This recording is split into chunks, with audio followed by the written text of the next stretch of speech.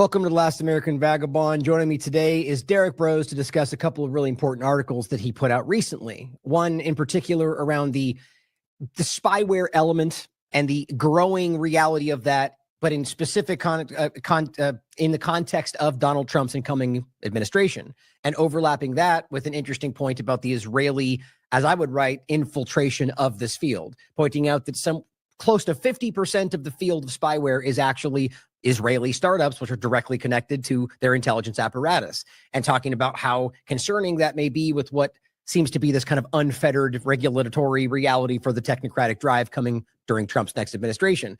And he also wrote about recently this new development between Elon Musk, SpaceX, and the National Reconnaissance, the NRO, the group that is ultimately behind the majority of surveillance for even the NSA and other groups behind that, and stating in their own conversations that you can't hide. And this is being done under the guise of the outsiders, the rebels fighting the deep state. And maybe you can make sense of that. To me, it seems to be the same old thing being built out around us. And so we're going to talk with Derrick and the research he's done around this, and maybe overlap it with some conversations of this weird drone story. So Derrick, how are you, brother? Good to see you again. Oh, got you muted. Thanks for having me back on, brother. I appreciate it. Yeah, it's good. This is a good, important take on an interesting developing story. What I find interesting is that during this, really this weird, I keep talking about this weird limbo period that every 4 years we get this like gap between when the president's no longer technically still president, but the president-elect is in power. You know what I mean? It's like anything good, they'll claim, anything bad, it's still their fault, and it's like this weird time. And so right now, the point in that is that in that time, the partisan fervor is pretty crazy. And I think that's interesting that you're highlighting some very clear concerns that I would argue even more so Republicans were highlighting during COVID-19, the Great Reset conversation, and are suddenly now, in some cases, there's plenty of conservatives calling it out, but in some cases just kind of cheering on the good guy version of the same thing, right? The good guy AI, the good guy technocratic control structure.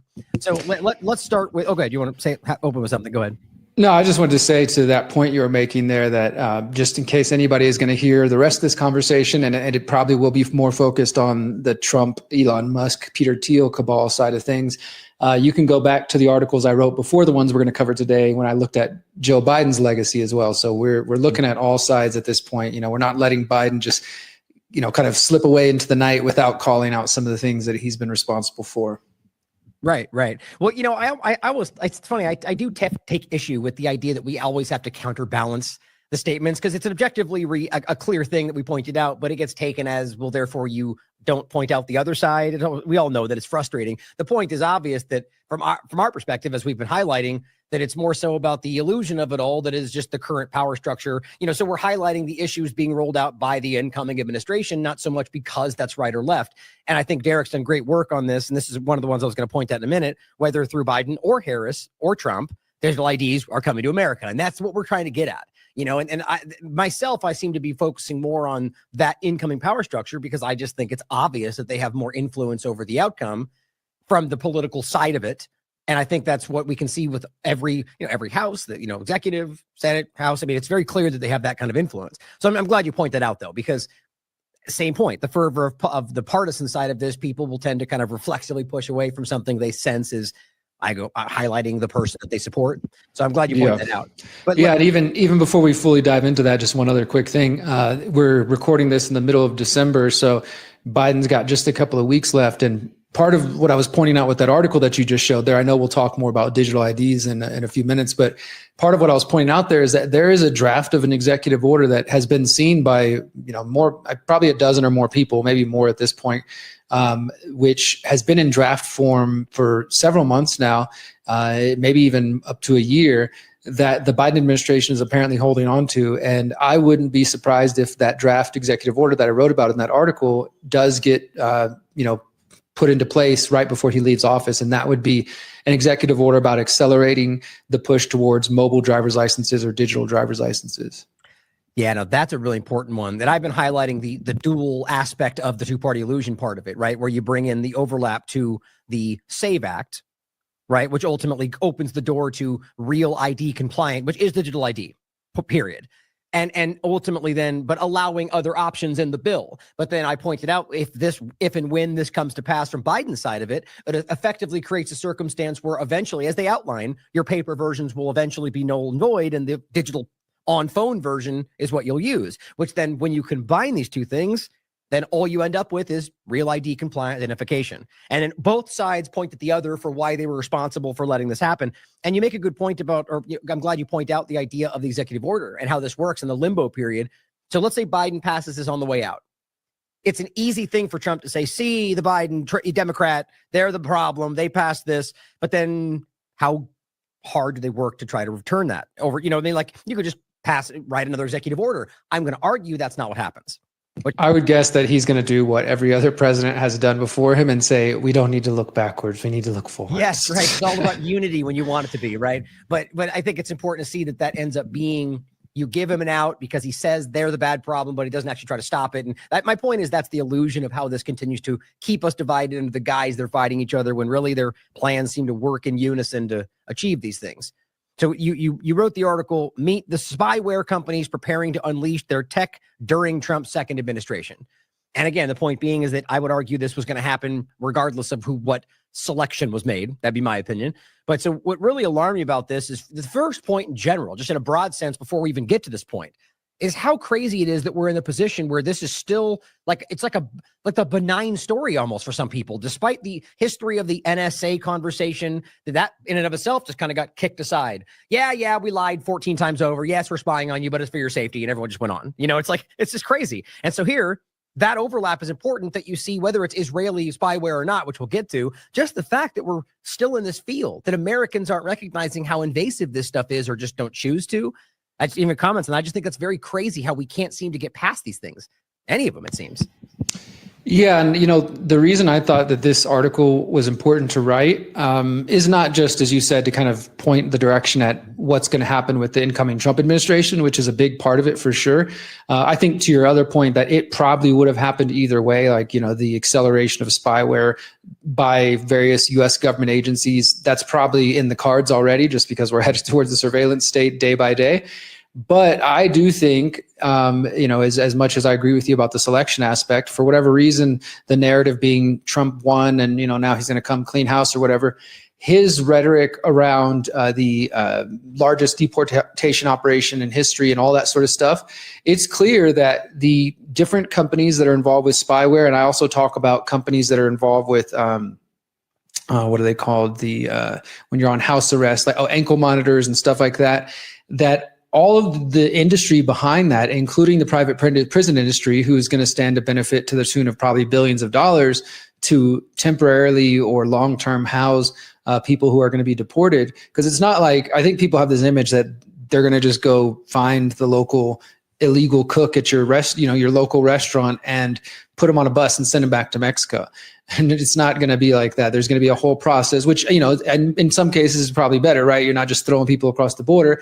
There's going to be bureaucracy around that. And that bureaucracy is going to need more bureaucracy in companies. Who's going to build those shelters that hold the people temporarily? Who's going to monitor them to make sure that they come back for court dates and all this sort of thing, which I discussed in my previous article about the Biden administration, how the reason there is a real immigration problem is because of decisions that were made during the Biden administration, the Obama administration. And I would think there's even some things under Trump that, he could have easily fixed some of these issues if he wanted to. Real quick, Venezuelan point. Don't forget that Rubio was on record responsible for petitioning and driving more of the Venezuelan refugee program. So just to your point, exactly. So it's both sides of this dynamic for different reasons. Go ahead.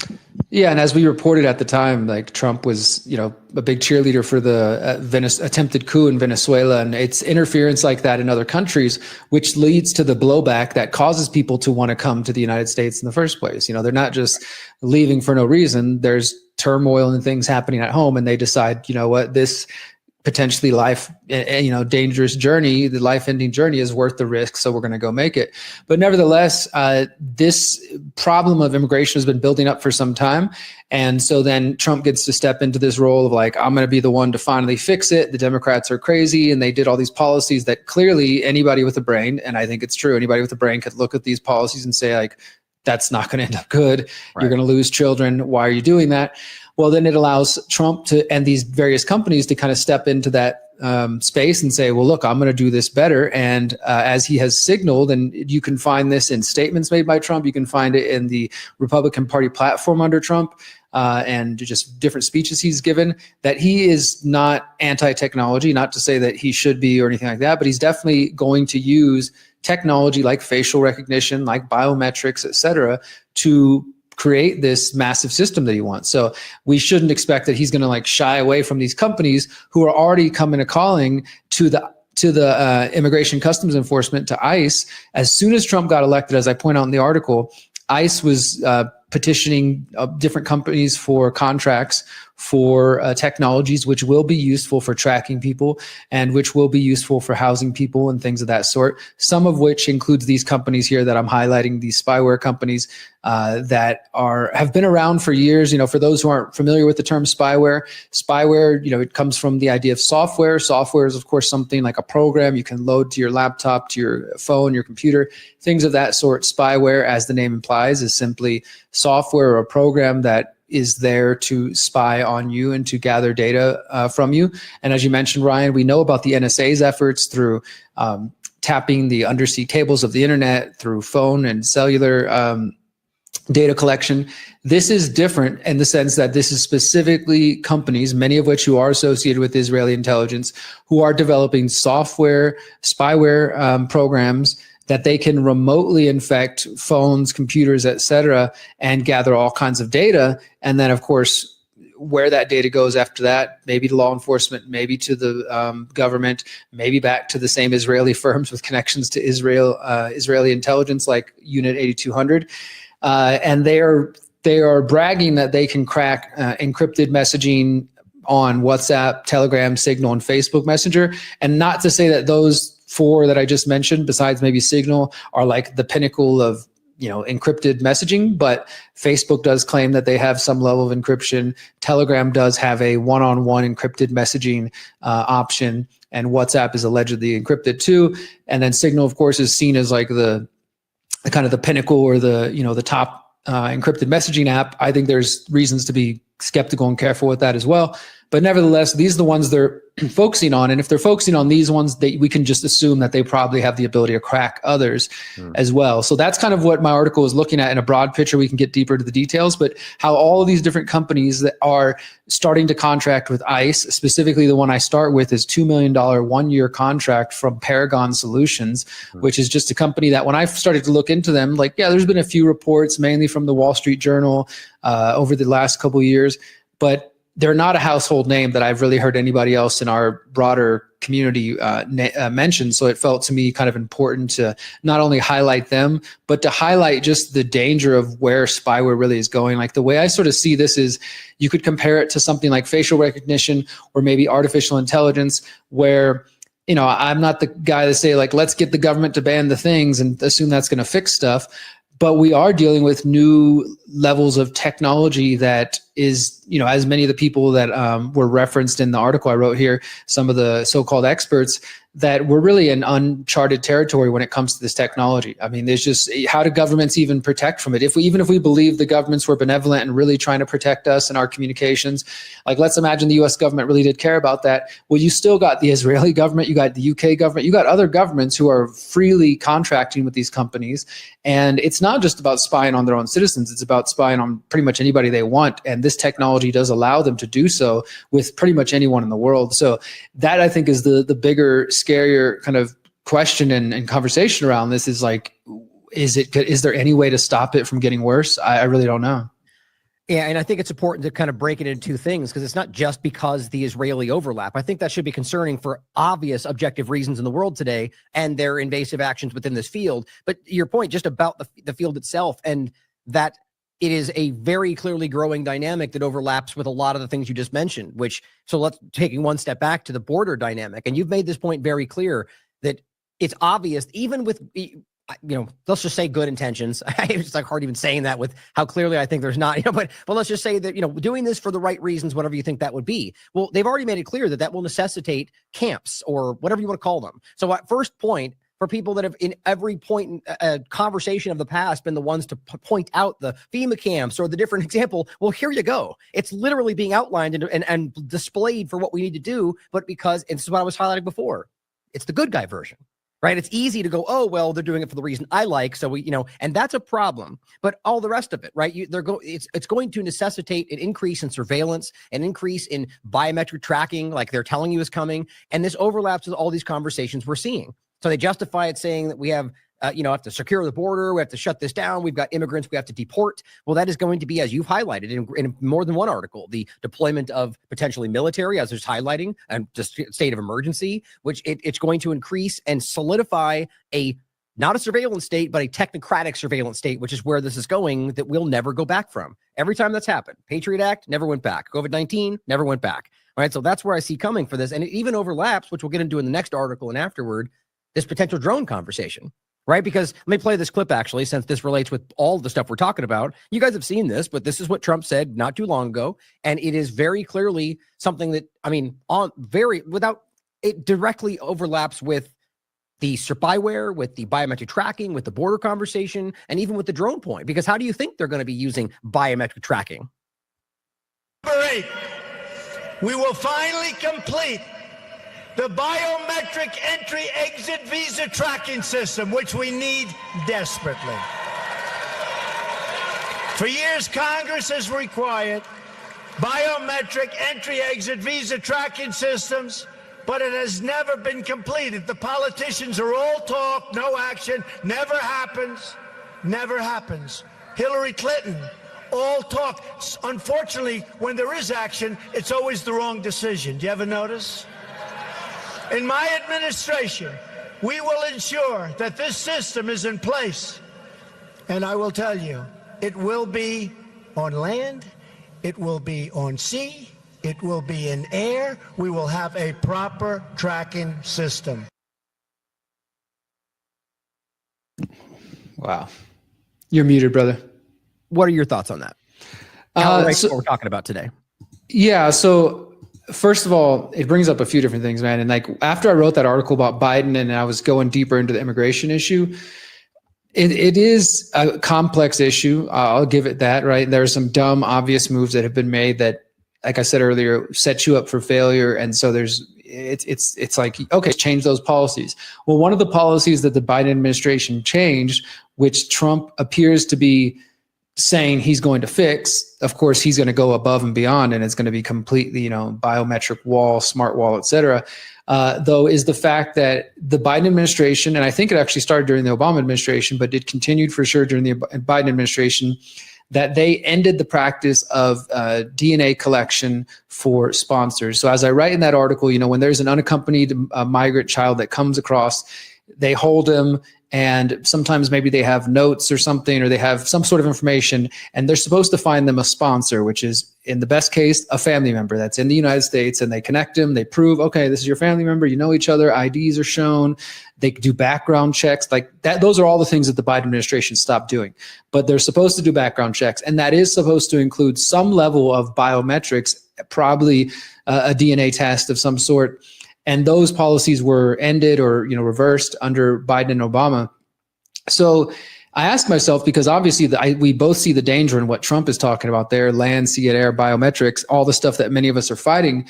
And I understand that, and I can see that. And then from the other side of how do we fix the immigration problem? How do we solve this not knowing if a child coming across and the person that says, oh yeah, I swear this is my nephew or my niece or whatever. And there's all kinds of crazy cases that the kid's showing up looking drugged. The kid's like clearly trafficking situation going on. And there was people trying to warn them. All those different mechanisms that are supposed to be there to protect the children failed or were ignored, et cetera. And I think we can safely assume by design. But I guess what I'm getting at is how do we solve that problem without promoting more biometrics? Like, what I mean? Like, I don't know what the perfect answer is in that case, because obviously I'm against Trump, wanting to do full on biometrics, and because from there, like you already said, it's going to expand. It starts with voting, and then it goes, you got to use it everywhere. Then it becomes, you got to use it to get on the internet and whatever else. Right. And at the same time, immigrants aren't going to stop coming to the U.S. even if they slow it down. And Trump does a big deportation operation. There will always be immigration, legal and illegal. It's just part of having a border. And how do we improve that situation? We're not going to solve that right here, but that's just where my mind goes. Is like, damn, we're like kind of stuck in between, a rock and a hard place. Like, we don't want to promote biometrics. And at the same time, that seems like that might be one way, DNA testing or something, some level of, more than they're doing now, at the very least, a background check, like show a picture with this person and a family member or something. Right. So yeah, that's kind of where my mind went on that whole thing, is just how do we fix one problem without encouraging the solution we know they want to promote, which we know will lead bad places. Yeah, if that makes sense. Absolutely. What's interesting is that is a good example of how a well-crafted psychological operation would work. I mean, I'm not saying we can. I think that's that's what that is. You can decide if you think so, but hypothetically speaking, a perfectly well-crafted psychological operation, or rather just specifically a problem, reaction, solution dynamic, would be just like that, where like the question should be asked, first of all, it's important to ask in that context whether they're involved with creating that problem. That clearly would matter, right? Or then even if they're not, whether they even care to stop it, right? Those things really matter, because then the intention is very different than, the point would be, why are they then stepping in to do this? And clearly the point we're arguing is, even if they want to stop the problem, it's the solution is a bigger problem in and of itself as it comes to our rights and so on. And again, back to the first point, is if they are involved with creating the problem, that's exactly what we're talking about. But a well-crafted psychological operation does just that, where you're going, I get the logic of it. Like, I get where they're putting you. Like, that does solve this to a degree. The question is there a bigger problem being created by being driven into what you see as all the choices, but as usual, it's a false binary, right? That's well done. I mean, yeah, and you're right. Those are the telltale signs of a good psychological operation, or just that sort of problem, reaction, solution situation, because the person who's manufacturing or sort of guiding that operation, they want you to feel conflicted, and to the point of saying like, well, yeah, I do have these values and these principles, and I've held on to them, but this situation is so bad, it requires me to let them go and to ignore all the things that I know, could come from this, because I want to fix this one problem.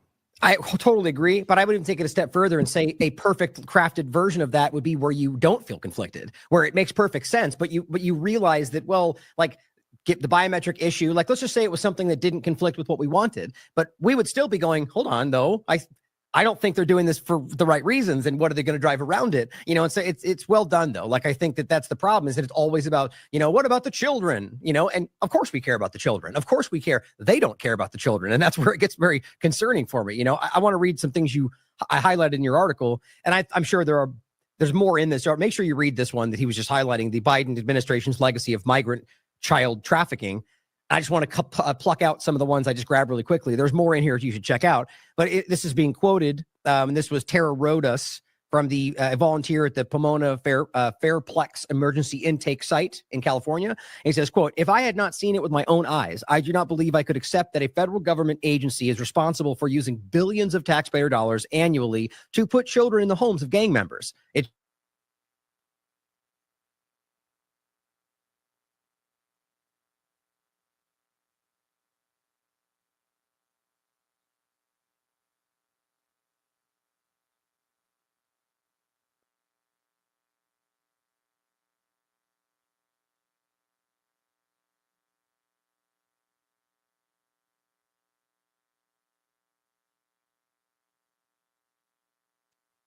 Oh, did you lose me there?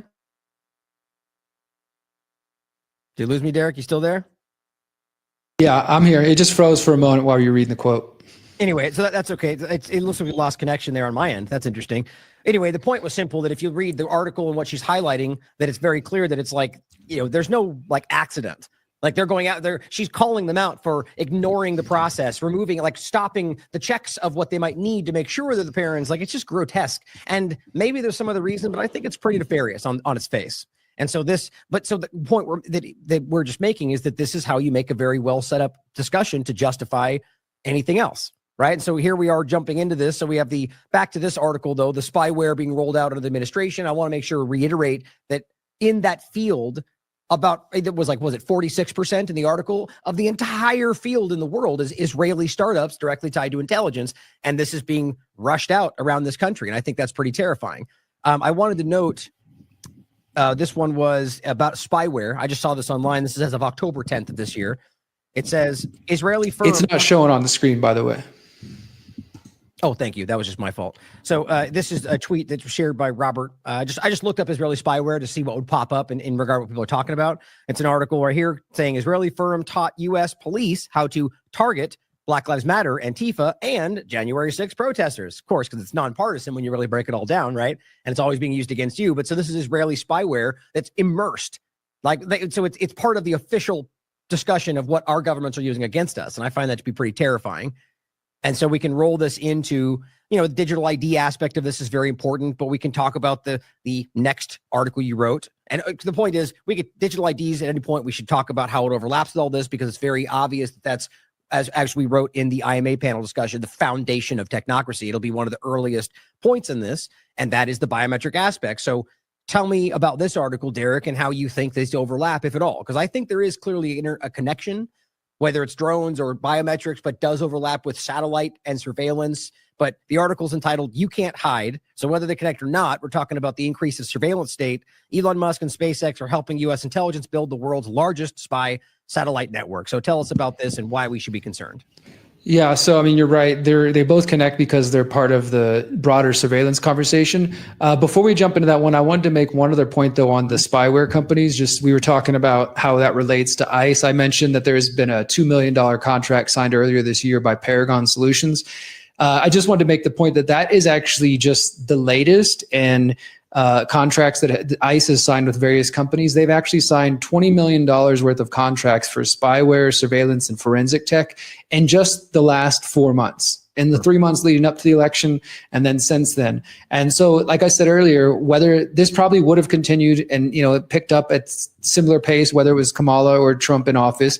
But it does seem like Trump winning and all his rhetoric about, deporting and stuff has signaled to certain companies and to ICE, like, hey, we need to be prepared. We need to get ready. So one of the contracts I found was ICE they're looking for methods to verify biometrics with a smartphone or a tablet using facial recognition or other means. And they're specifically looking for vendors who can, quote, provide devices that track participants' activities and movements via geolocation, offer identity verification, and offer one or two-way communication capabilities with ICE to assist ICE with ensuring compliance with release requirements and court orders. Now, that's what I was mentioning earlier, that when they hold people, they might say, okay, well, look, you've been found to be here illegally. They might kick him out, but there might be cases where they say, we need you to come back to ICE's court and, come check it out again. This is kind of the reverse of the problem they have when people are coming in. They're supposed to set the kids up with a sponsor, and then they're supposed to come back every 30 days and be seen. But that's where you hear this number about like missing kids. I don't think we can for certain say they're missing yet, but they definitely are not keeping up with them. And so, we could maybe assume. But nevertheless, so these companies are now contracting with Trump, or with the incoming Trump administration, with ICE, in anticipation of Trump coming in for tracking devices, biometrics, et cetera.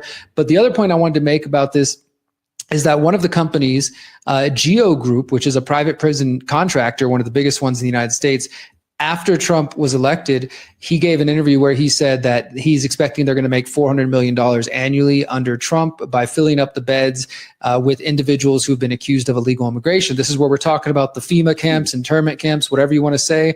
There's going to be housing, and there's going to be a lot of money to be made on this.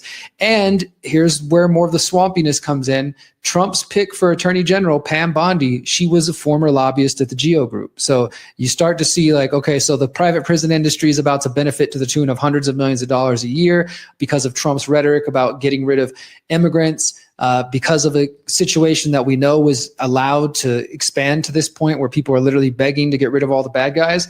And the companies and corporations like Geo Group, I guarantee you these people do not give a crap about the sentimental stories that you're falling for and please save the children. They're caring about the $400 million annually that they stand to make under a Trump administration. So you've got somebody going from being a lobbyist for them and then now being put in the highest, or nominated for at least, the highest law enforcement position in the United States, the Attorney General. And in that position, she will be directly involved with shaping immigration policy. And obviously, she could make it in a way that's going to benefit her former contractor, Geo Group. So I just wanted to point that out, that there's a lot more swamp on the Trump side, want to admit. And if people want to read the rest of this article, I do encourage you to I didn't go super deep with every one of these other companies. There's some that are more well-known, like Clearview AI, but Boldened, Celebrite, Magnetic Forensics, Penlink. These are companies that we should probably be aware of, because I'm sure we're going to see them coming up more in the coming years. And if I remember correctly, most of those are Israeli companies, right? Or at least the majority of them you listed off. And I think, and like you said, that there's a report that I quoted from the Atlantic Council, interestingly, from just September, and it was all about spyware.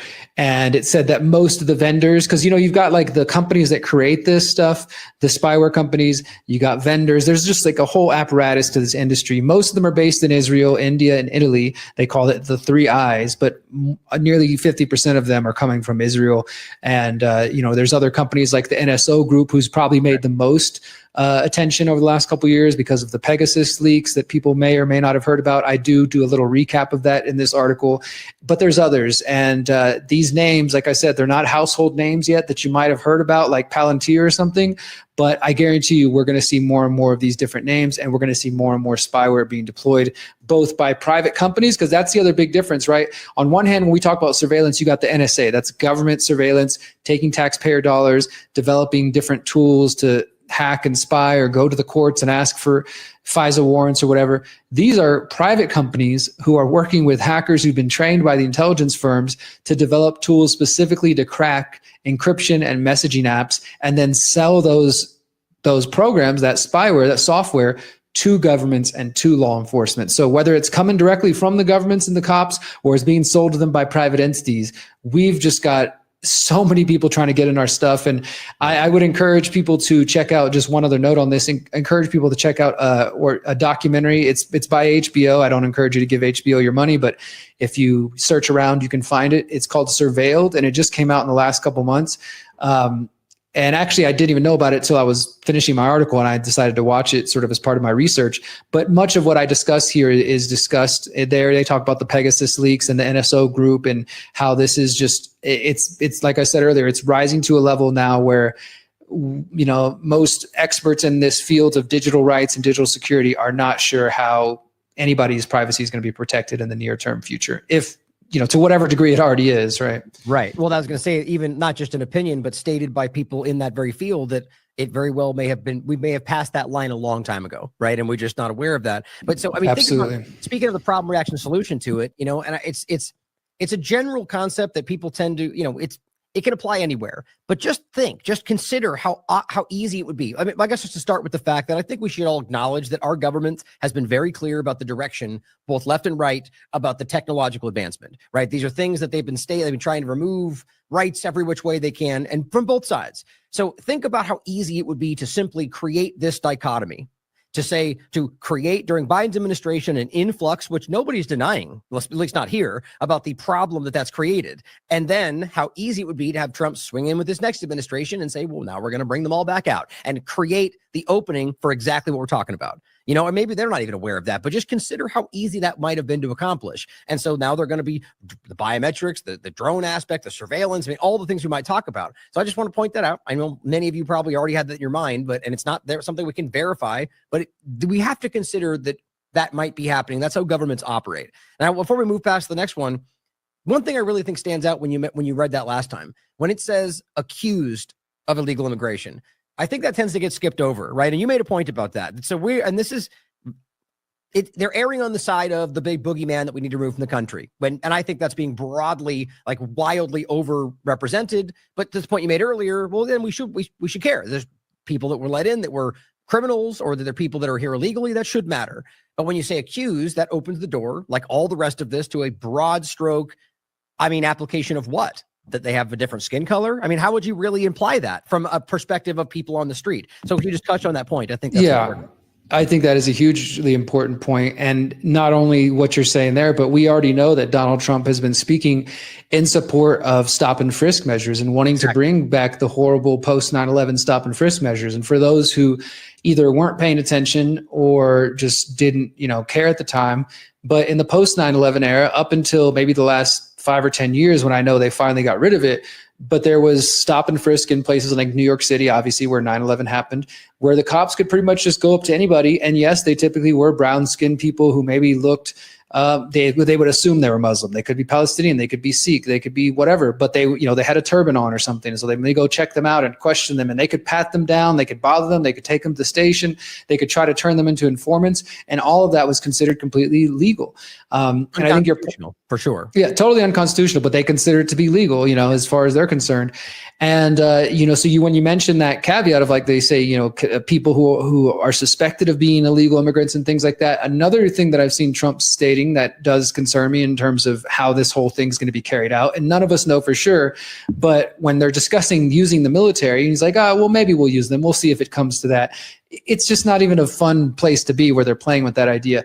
Right. And I might have mentioned this to you in the past, but when it comes to the whole immigration thing, I mean, this is definitely something that I do think it should matter to people, whether you know any immigrants or not. Because, for example, my partner, she's born in the U.S., Mexican parents. They came over.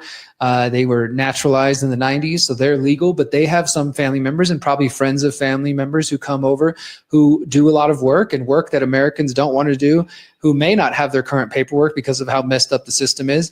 And Trump is, they're asking him in these recent interviews he just did, well, what are you going to do when there's a child who came over illegally, or one person, but then the rest of the family may have the proper paperwork, and are you going to separate families? And he's like, well, we don't want to separate families again, because that made such a big stink last time when he was in office. You guys might remember that. So they're saying, well, what Trump is saying, and you can find him quoting him saying this directly, we'll deport the entire family. So what does that really look like? None of us know. Like, when you got a mixed family of some people who maybe have come illegally, some people who have, but you don't want to separate the family, and his solution is just deport the whole family. I don't know what the heck that means exactly, or how that looks, but yeah, I think you're right to kind of zero in on that, people being suspected of illegal immigration and how that could be easily expanded. And then we do end up in a place where stop and frisk is back. Trump also wants to give police even more immunity and things of that sort. So you could end up in a really bad place where your civil liberties don't matter if you have a shade of skin that's, slightly dark. If it's not just totally bright white, then maybe they think, or if you got a mustache, you look slightly Italian or something. It could just open up the door to all sorts of profiling of people who are perfectly, legal and doing nothing but exercising their constitutional rights. Exactly. And really, to make it easy for people to digest, to just pull away the racial aspect to it. I mean, that's obviously the relevant part of this, but it's really just about them saying, I suspect something, nothing's proven, and so now I'm going to violate your rights. So it doesn't matter what the real justification is, that's wrong. That's unconstitutional. And ultimately, going back to the same point from Mayberry versus Madison, Supreme Court ruling, it is null and void. Something that is repugnant to the Constitution is technically not legal. Now, they can pass a law all they want, but this, of course, is when we're in an illegitimate government position, it doesn't really matter, but that's important to remember. And so I think that's very alarming that we're now going back into the direction. I mean, even at 9/11 timeframe, that was also, and it was all just because, well, fear. And now we can look back and go, oh, you mean the people they were funding and that they were working with that are now working with the Syria? It's like, this is always how these things go. And it's not left or right. It's simply your government. And so this brings us into the conversation of the just ubiquitous surveillance satellite network that's being built around. I mean, even just this image, it really does it's unnerving. I mean, let me play something really quickly, actually. This is the image of mostly Starlink satellites, and it gives you the time frame from 2019 to today to show us how rapidly, completely unawares for most people, that this is happening around us in space. We have no idea what's going on. For all I know, this is not even actually what's happening. Like, I think it's so alarming that we have no way of knowing what's actually happening. But here's what we're being told is the reality. And I find this to be terrifying in and of itself. This is 2019 right here. And then it rapidly goes up today.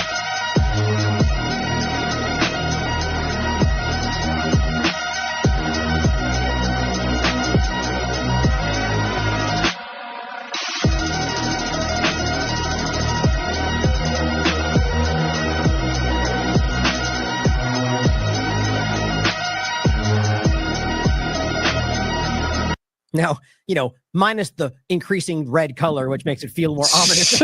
It's actually pretty terrifying. Like I don't, like, even if it's like a not with negative intentions, or it's just like it like makes me feel trapped. It makes me feel claustrophobic.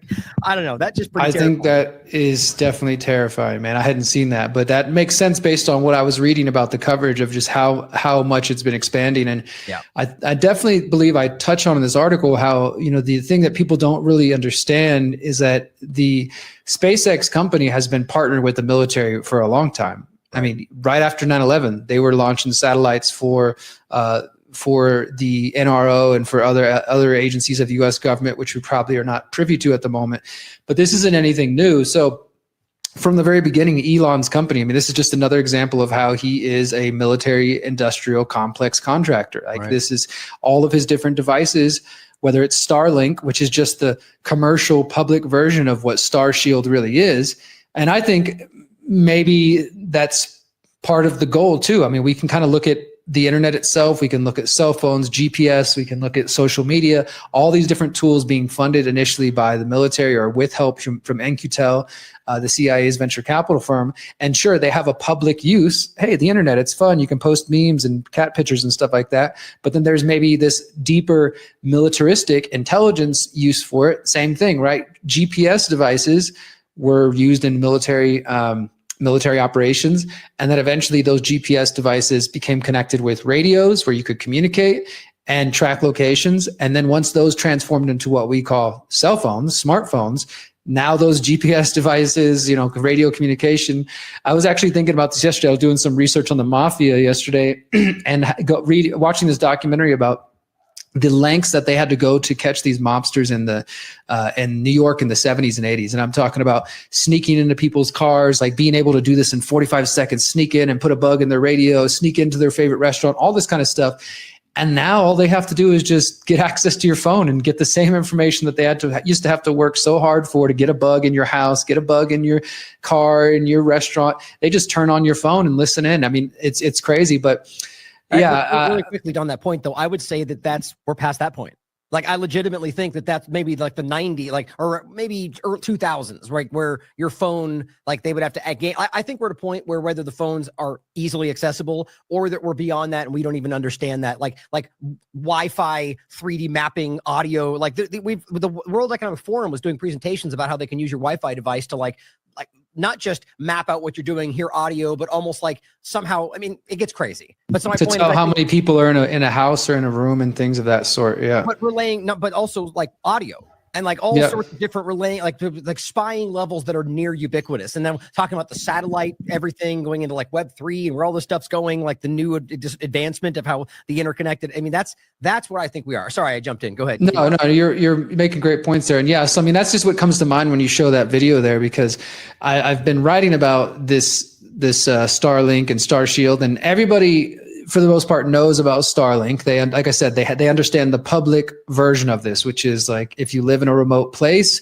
if you have bad internet access, all you have to do is just pop up this little Starlink antenna and boom, like you've got the best internet in the world, and it's just beaming down to you from these low orbit Earth satellites, low Earth orbit. And I just want to say that because for those who don't believe in space or believe the Earth's flat, even if you believe in that, and because I've seen people say all satellites are just balloons, though that is true. Some satellites are placed on balloons. But even if you think we're in a dome or whatever, you've seen Elon launch his rockets up and they go about halfway up and they come down. The point that people need to know when they're sitting there and they're celebrating, they're like, oh my God, the space race is back. We're going to Mars and all this sort of stuff. What he's actually doing on those Falcon 9 rockets is launching low Earth orbit satellites for the National Reconnaissance Office and for various agencies of the U.S. military and intelligence. These are possibly weapons. Yeah, I mean, the thing is, we don't really know. The payloads are all classified. We know that some of them are satellites, but so the Starlink is like the public face. Starshield is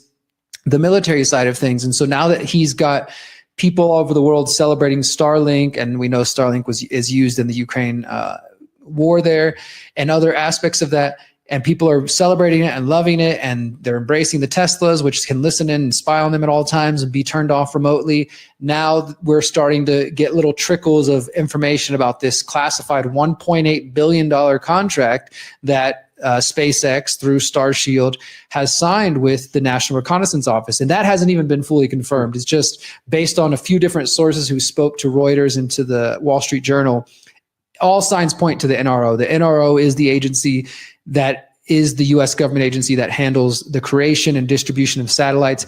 They've been around since the 60s, but they were actually a secret organization, much like the NSA, until 1992. When they finally admitted that they were, that they were putting up military satellites for different reasons. And there's a whole history that I get into in this article for those who want to know more about just some of the shady and weird things that the NRO has been connected to. But the big point here is, like you said, that they're creating that image that you showed was just the perfect illustration of that. And I did some digging and I was able to actually find a quote, which is where the headline comes from the head of the NRO, where he mentioned that statement that we're quoting from, so he's at this event by the Center for Strategic and International Studies talking about how the National Reconnaissance Office is using satellites from SpaceX, from Starshield. And this was last year. So he said from last June to December, we've probably launched 100 satellites. So we're going from the demo phase to the operational phase. We're really going to be able to start testing all of this stuff in a more operational way. What are they going to be doing? They are part of the proliferated architecture to go off of it and get us reasonably high resolution imagery of the Earth at a high rate of speed. Now you can't hide because you're constantly being looked at. Now, I pointed this out the other night in the context of, whether it's the drone discussion we're having or anything else that we're seeing, these weird developments. I mean, it's interesting. He makes a point to say we're going from the demo phase to the operational phase where we're really going to be able to start testing out this stuff. So it's interesting to start seeing these things pop off, that's just one of the things to consider. But I want to ask you some questions about it. Like first is just a point to comment, is that it's interesting to me that these were contracts made with the government, with Elon Musk, during Biden's administration. So I'd love people to highlight for me how that makes sense in the context of this outsider fighting the deep state dynamic, which clearly Biden's administration is supposed to represent. Obviously, you know where I'm getting at. I just think it's interesting that we can't connect those dots for some people that love these partisan narratives. Very clearly, he's a military contractor for the government. And if they were somehow different, they wouldn't be working through Biden's administration. I think that's obvious. Did you want to comment on that at all before I... Yeah, I mean, I think I referenced something to that extent. There's a line in here, I can't find it, but I basically say something to the effect of people who are defenders of Elon will just argue that he's just a smart businessman. He's like, of course, yeah, who cares? Yeah, he loves Trump, but if he's going to make money from the U.S. military or whatever, he doesn't care who's president, and that's smart. He's just being a good guy, a good businessman. He understands his tactics, and they'll try to spin it however they want. But I think to me, it more illustrates that he doesn't care who's in office, because him and the people he runs with, the Peter Thiels, the David Sachs, the other technocrat class, and even now we're seeing some of the other, allegedly left-wing opposite side of the Musk and Thiel technocrat class in the last few days, from Mark Zuckerberg, Jeff Bezos, and Sam Altman, all donating $1 million to Trump's inauguration, that the technocrat class doesn't care who's in office, especially the billionaire technocrat class. Like, they bow their heads to the Zionists just like everybody else, just like Elon Musk did to go kiss the ring after that whole he's anti-Semitic thing last year. So yeah, they might be being smart business people, but not for the reasons you think, not because they care about us, because they care about their bottom line. They care about serving their masters. And, I really think people think Trump's in control here. I think it's obvious he's being played. Now, they may stroke his ego enough to make him feel like he's the one, oh, wow, I got the richest man in the world on my back, and he listens to me. I put him in a position of power, right? As if they're not, already gathering so much data on everybody in all these ways. I mean, the other thing too, just to tie it in, just in the last couple of days before we recorded this, they announced that Grok is now, the AI on Twitter is now free for most people, with some limitations. And I kind of hint at this as well. And I don't know if this is where you want to go next, but the guy that I was just quoting from, the head of the NRO, he starts talking about artificial intelligence too. And he basically said that now that we've got so many satellites and we have heaps of data coming in, there's no humans in the world that can keep up with this. So we're going to need help from artificial intelligence. And what I wrote here was, no doubt Elon Musk will be ready to offer some assistance in the form of data gleaned from Grok, the AI bot integrated into Twitter, which has gathered gathered billions of data points from the platform's hundreds of millions of users. And I was just trying to like imagine what that could do of like, you've got Grok and he's building this XAI and stuff that people are just, not only just the posts they're making, but the people who are like legitimately having conversations with this thing and feeding it information. So it's getting all that data. And the military is now like, oh, we need help with AI. How hard is it to imagine that the next contract from Elon Musk is, oh, hey, we'll give you access to our Grok large learning model, and you can use that to filter through all the data you've gathered from your satellites. Or that's how it started. Yeah, maybe that's where it was already in the first place. But you know what I mean? Like, it's not that hard to see how these things connect. And I'll just quote from the guy again. He said, operating a proliferated architecture means that it's no longer possible to go off and for an individual sitting at a control center to say, I know what the satellite is doing. So we have to have the machines go off and help us there. We need artificial intelligence, machine learning, and automated processes to help us do that. Man, there's so many openings there for so many different things. But so to go back to the point, to start that point, the part we just discussed, I agree with everything, but my point was more so about the idea that during Biden, that it should highlight that if the narrative that the deep state are Democrats or the Democrats are the evil side, just it's important to highlight that if that's the case, then explain why they would be contracting with Elon Musk for the future of Trump's administration, or why Trump and Biden are at the White House meeting to discuss how they're going to resolve Ukraine. Like, it just, I hope honest people out there who kind of fall into those circles can realize how obviously those things are being used for partisan reasons, not because it's true. And I just think that's important. And that's not to say that some of these things might partly be true. It's obvious how that works. But back to the other point, you had mentioned, well, you said some of the shady things about the NRO. Could you point that out? Just at least one of the examples, because I can highlight them in the article, but I wanted you to at least give one of those examples, because if I remember correctly, there were some pretty crazy stories, right, around what they were involved with. They're now contracting with Elon Musk. I think that's relevant.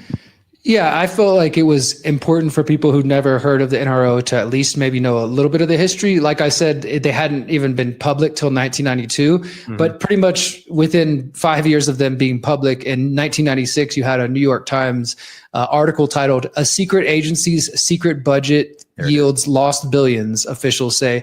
And so apparently in 1995, they lost $2 billion in classified money.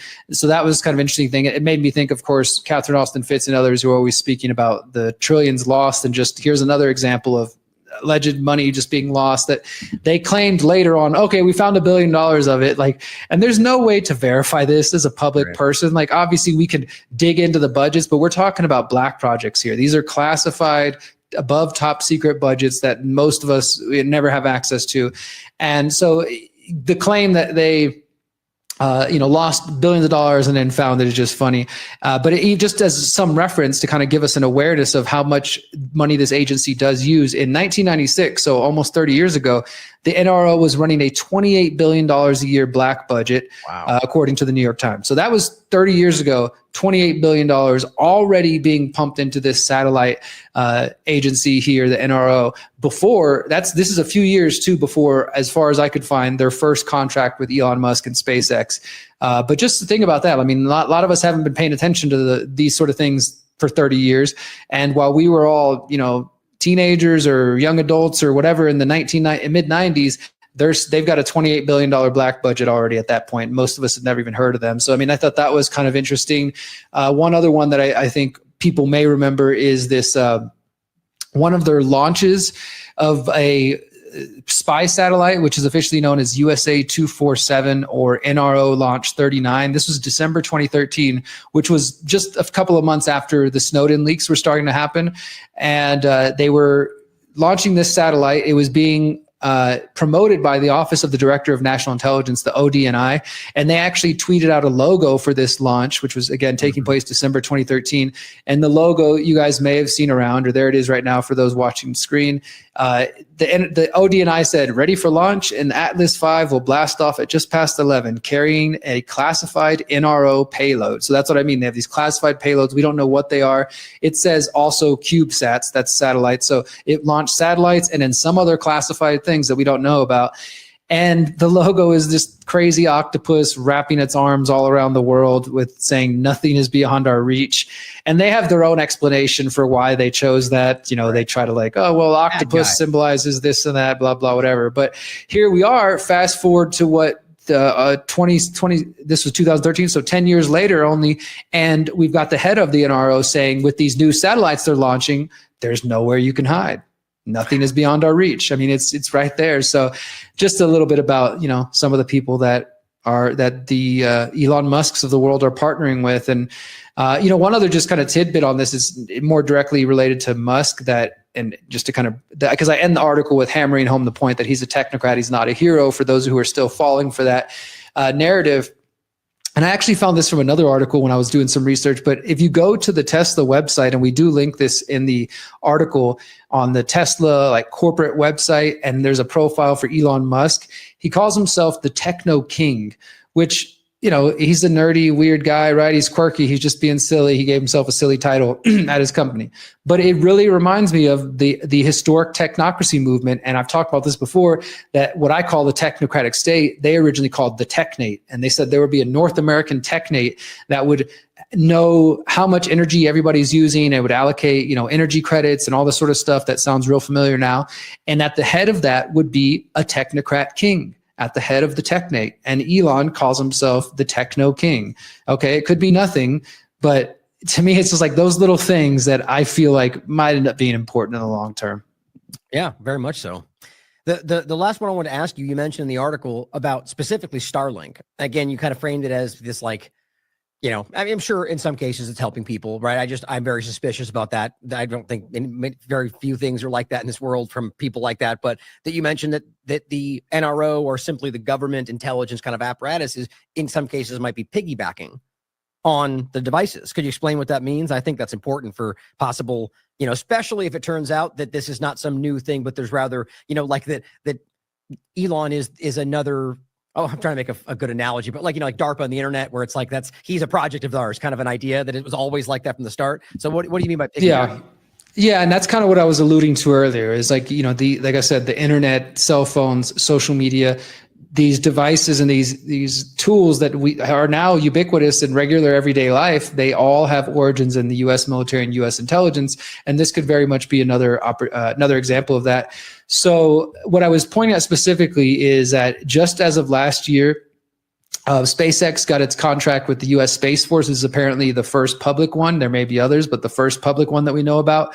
And it was specifically to, quote, provide customized satellite communications for the military under the Starshield program. And Starshield is going to give the military access to the SpaceX Starlink satellites for 1 year so far.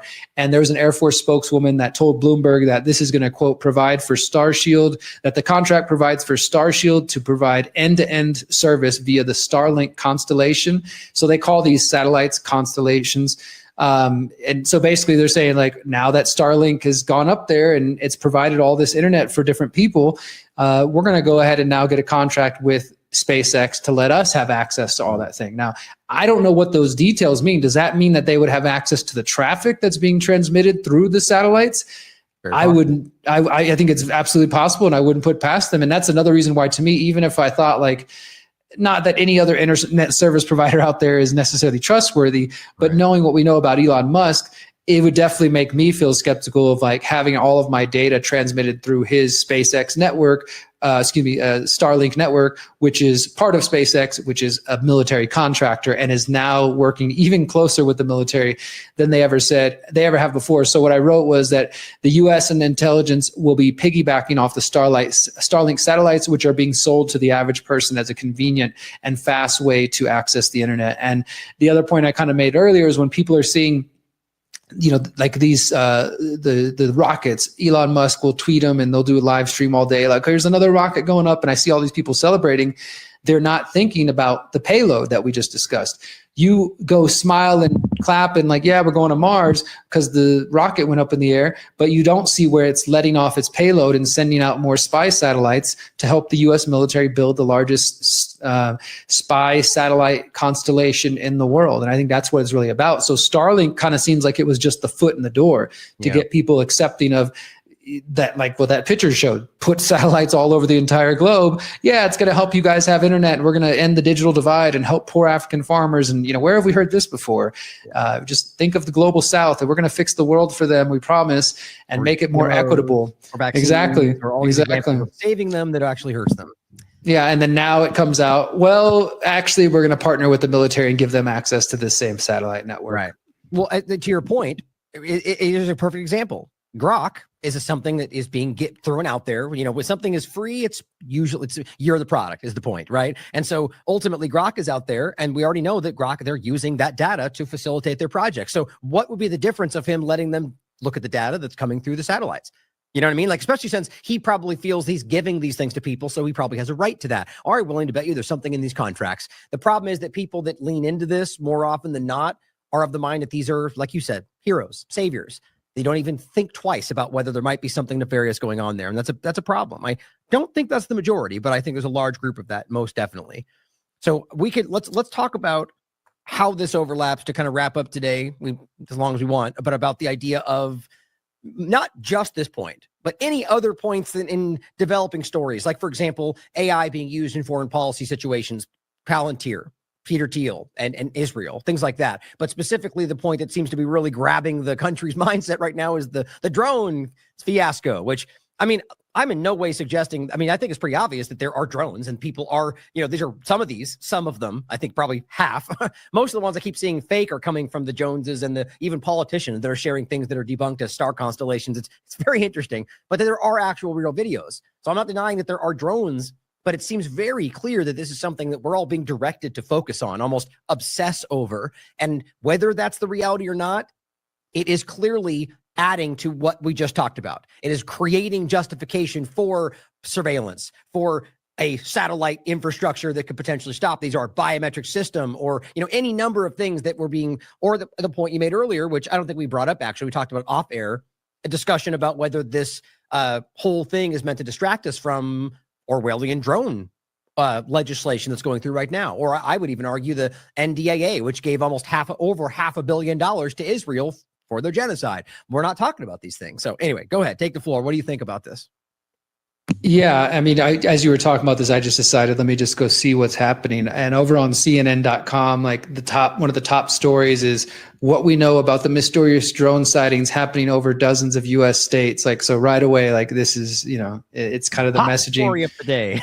Yeah, that's what I'm saying. And because I honestly, we've talked about this before. I kind of, whenever there's a trending story, I'm just like, whatever, I'm not going to really pay too much attention to it. But this one isn't going away. And it seems like there's a reason for that maybe hasn't been revealed yet. Real world consequences, right? Like, yeah, exactly. Yeah. And so, the main thing I've seen, like on Twitter and elsewhere, is people freaking out. Then I saw the FBI and the DHS, they put out a statement kind of downplaying what's going on. But then at the same time, there have been local officials in New Jersey and elsewhere, police and others saying, no, we know what we saw. We definitely saw something. You can see these images, and it's like all the different lights, which kind of look like to me what UFO sightings used to look back the day. Like, I'm not saying all these lights are connected to one ship or something like that, but I would lean towards the fact that this is, like, even this CNN article is referencing the War of the Worlds, which of course we know back in the day, War of the Worlds, there was a radio story being played and people flipped out because they thought it was a real alien invasion. I don't know if that's the kind of winking at us, but I do think what you mentioned, that we saw that article that was coming from Zero Hedge and aggregated by Free Thought Project about this legislation coming up related to drones. I think you mentioned earlier, and I think I saw something on Twitter about a Palantir drone contract that just got reported in the last couple of days. Mm-hmm. It seems like there's a lot of things happening with drones at the moment. It could be all just build up some panic so that whatever they're trying to pass gets through. It could be a distraction, like you said, because there's bigger things like giving more and more money to Israel, and who knows what else is hidden in the latest NDA. I'm sure they didn't get rid of the indefinite detention mentioned since 2012. That's been there for over a decade. But the other thing I would say is that a lot of times these discussions are all about trying to keep people feeling scared. And what happens when people feel scared? The military gets more money. It allows the politicians to come in and argue and say, look, this is exactly why we need a space force. This is why we need to militarize space. This is why we need to have an iron dome like Israel has. Whatever the particular thing might be. It, generally speaking, in my view, like at just a basic level, not saying like, because there's deeper levels we could go in. Maybe this is Project Bluebeam. Maybe they are preparing us for a fake alien invasion, things like that. But at a more base level, at the most basic level, I think it's going to give more money towards military industrial complex contractors who can come in and say, well, we can provide anti-drone, equipment, or we can provide better, airspace protection, whatever. Yeah, there's the Red Cat contract, the one that was what I was just mentioning there. So there's a lot of different angles. Overall, though, I think this is just going to be another way that either they keep us afraid, and then the story stops being talked about, and we never get an answer. But for a couple of weeks, people were afraid about it, or it's used as a justification for giving the military more money and just continuing to militarize the space above us. Well, that's exactly the thing. Is again, just like we pointed out many times today, whether this is a completely random event, or whether they manufactured it, or somewhere in the middle.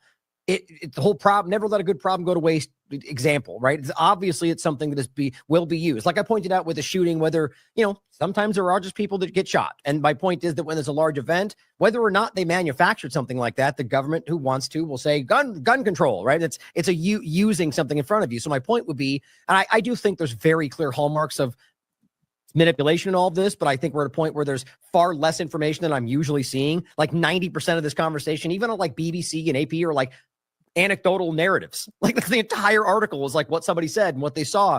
And that seems very suspicious to me. But the obvious point you just made is that this very clearly seems to interconnect with the larger rollout of all of these things, right? The justification for, their own deployment of drones that are always hovering over us to keep us safe from the bad guy drones, which is what I wrote in this weirdly timed post from Palantir.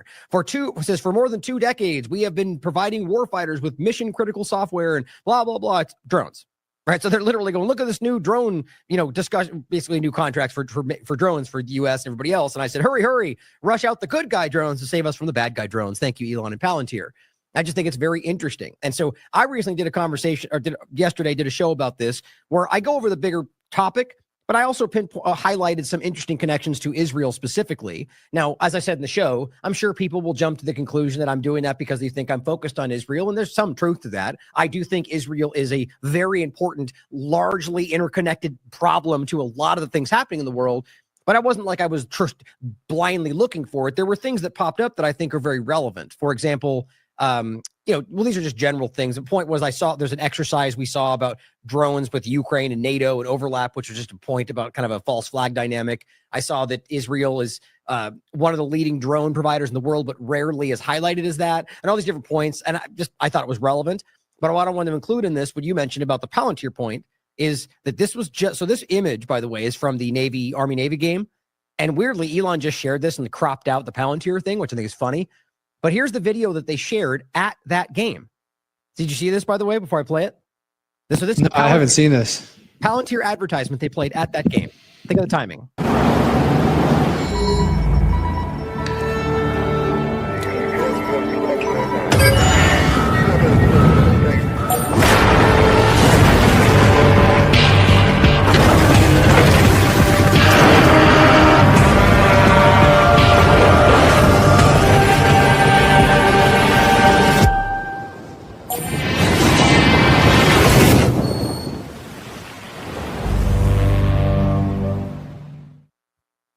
Oops, where's my window? There we go. So, it's just pretty ridiculous, the timing of this.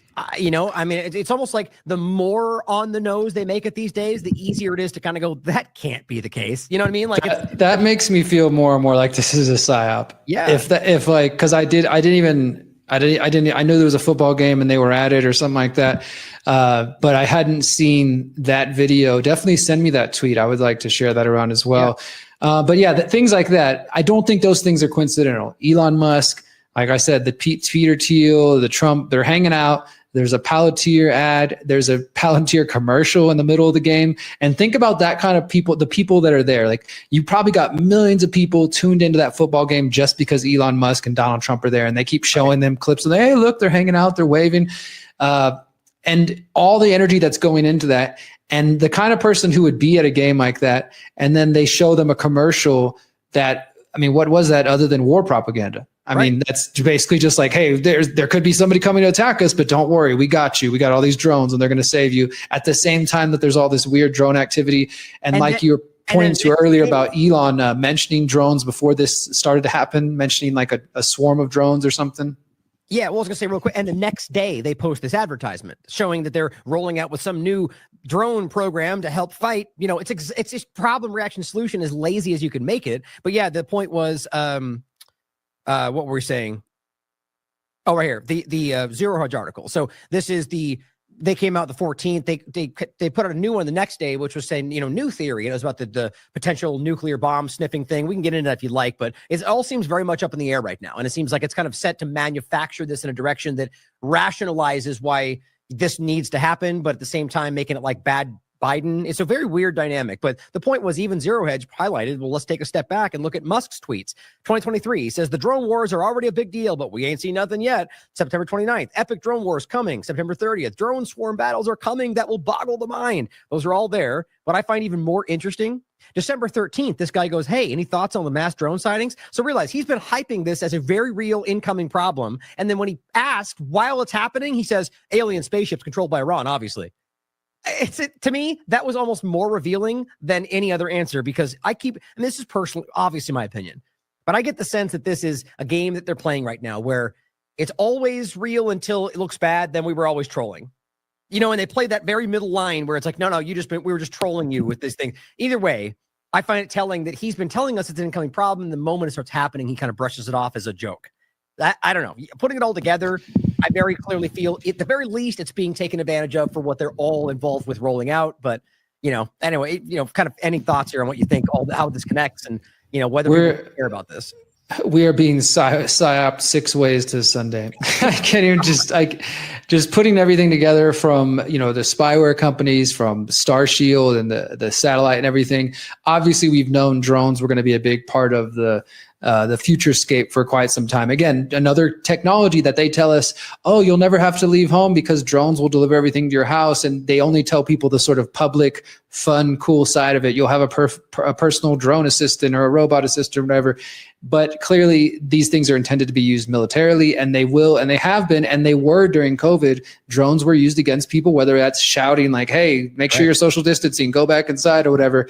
I also just want to point out real quickly to a piece that our friend James Corbett, also a member of the Independent Media Alliance, published last week on his website or on his Substack, called The Drone Wars, You Are Not Prepared. And it was great timing by James, because I don't know if it was related to the New Jersey stuff going on, but I think he just was feeling like drawing people's attention, not only to like drones, like we're talking about unmanned aerial vehicles, but obviously drones like the quote unquote robot dogs, and they've got aquatic drones. They've got them hopping and running on things. And then now they've got, they're making them, you guys might remember, they've talked about making like drones the size of hummingbirds or the size of dragonflies and stuff like that.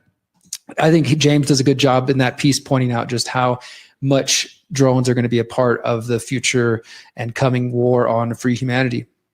And not to make it any more alarming, but let's realize that whether, kind of a fine line these days between smart dust elements to tiny drones. I mean, at what point do we lose sight of what that really means? And is it internal? I mean, my God, the world is going in some very scary directions, and maybe we're already there, so we're being slowly edged into what they've already done. I mean, this is my worry, but so I'll just, end with some points here that I think are relevant, as we just talked about, that ultimately Palantir very clearly is connected with the power structure and what they're rolling out. And let's not forget that right now in Israel, they are testing this stuff. As we saw the clip from Peter Thiel, like very, very uncomfortably being able to not address the fact that they're using AI to effectively kill children in Gaza. In this case, their strategic partnership with Israel. This was in January of this year. This is very well into the genocide, and that's Karp and Thiel in this picture. And that's the whole both sides of the paradigm dynamic, right? But what's worrisome is that right now in Israel, or rather in Gaza and Palestine, as they have been for decades, and this is not even a secret, testing things in this area that then get sold as battle tested. So I just want us to consider, and I'll even bring up this, this one, just the one that seems to be the most recognized, the lavender one. There's also the Habsora, which is the earlier one, but the AI machine directing Israel's bombing spree in Gaza. That's Palantir working with Israel to ultimately carry out an AI killing machine. And this is citing IDF members. So my point is in Gaza right now, they're using drones, as we've seen.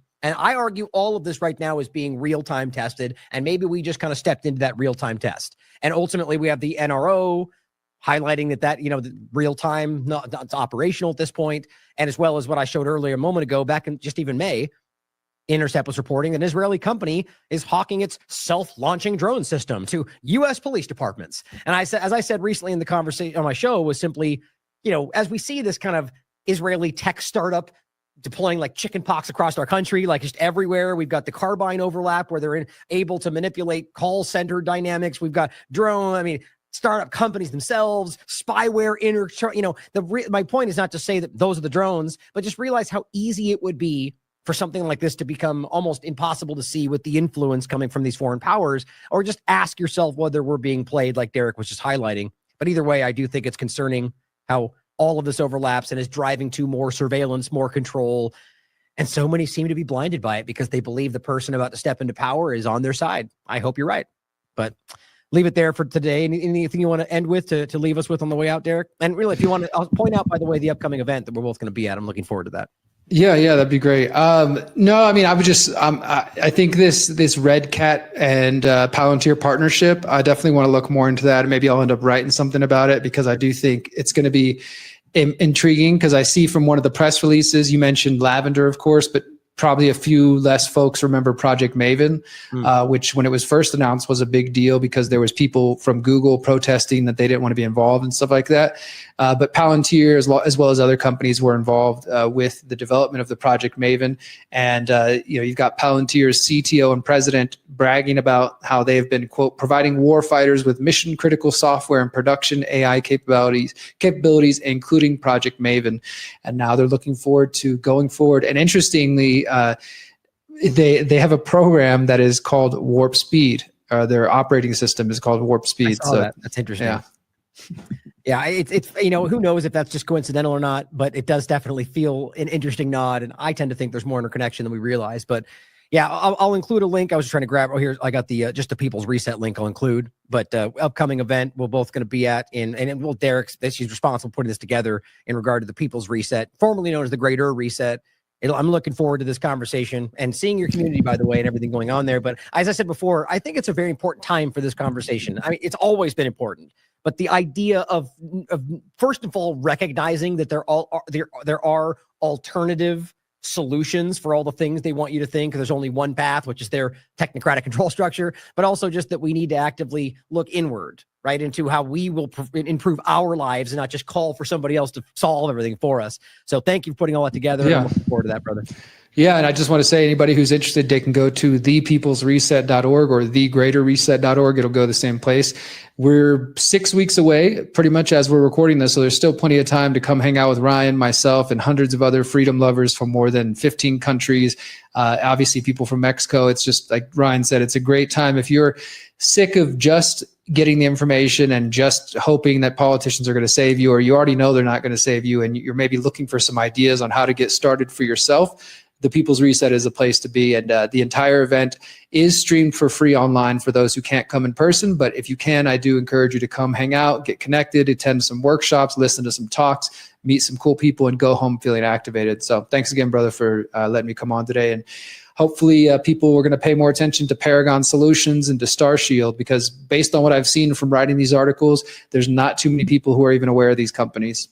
Yeah, I definitely agree. And I hope that this opens people's minds. So thanks again, Derrick, for joining. And we'll see you next time. As always, question everything. Come to your own conclusions. Stay vigilant.